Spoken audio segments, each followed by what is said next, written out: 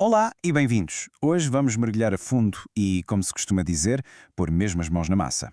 Vamos resolver passo a passo o nosso primeiro circuito completo de corrente alternada, o famoso circuito RLC em série. E este é o nosso mapa para hoje. Começamos por perceber o circuito, depois vemos a tal batalha das reatâncias, descobrimos a maravilha da ressonância, passamos ao método de resolução passo a passo e, para terminar em grande, a prova final com a lei de Kirchhoff. Vamos a isto. Muito bem, então vamos começar pelo princípio, como deve ser. Esta primeira parte é só para garantir que estamos todos na mesma página e com as bases bem sólidas.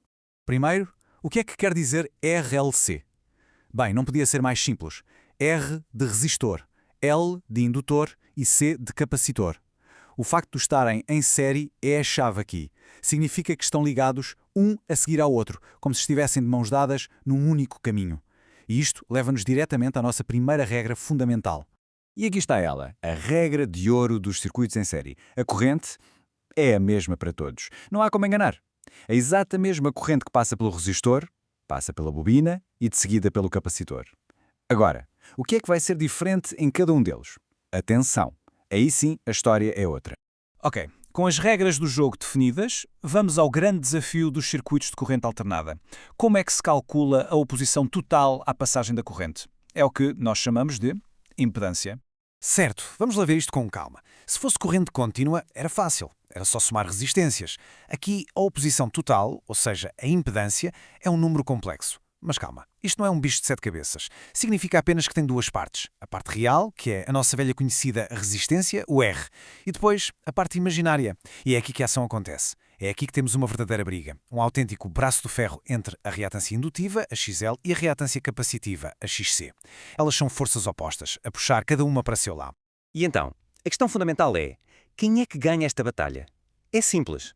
Se a reatância da bobina, a XL, for maior, o indutor ganha. O circuito fica com um caráter indutivo e a corrente total vai ficar atrasada em relação à tensão da fonte. Por outro lado, se a reatância do capacitor, a XC, for maior, então é o capacitor que vence. O circuito torna-se capacitivo e, nesse caso, a corrente total fica adiantada em relação à tensão. Agora, vamos imaginar um cenário muito especial. E se esta batalha entre o indutor e o capacitor não tivesse um vencedor? E se terminasse empatada?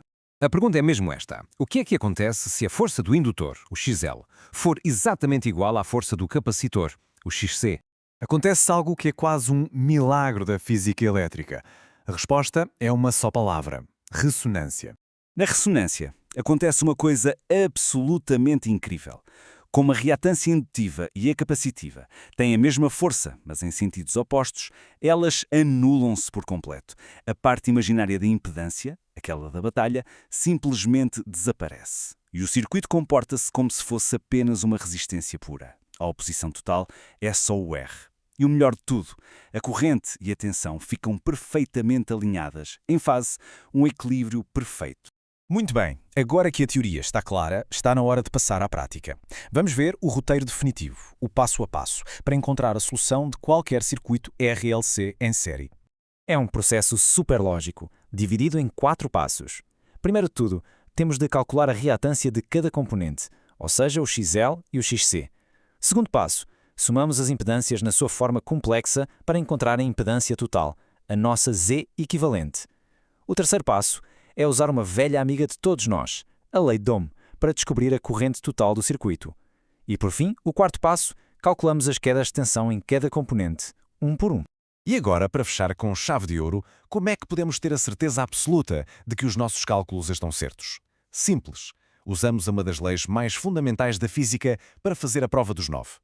A lei de Kirchhoff das malhas, em corrente alternada, o que ela nos diz é que a soma vetorial, e atenção, a palavra vetorial aqui é absolutamente crucial, das quedas de tensão individuais no resistor, no indutor e no capacitor, tem que ser exatamente igual à tensão da fonte. Se isto bater certo, o nosso trabalho está perfeito. É a verificação final.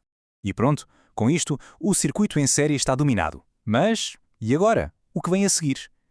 Nos circuitos em paralelo, as regras do jogo mudam completamente. Lá, é a tensão que se mantém igual para todos e a corrente é que se divide. A pergunta que fica no ar é: como é que esta mudança de regras afeta a batalha entre o indutor e o capacitor?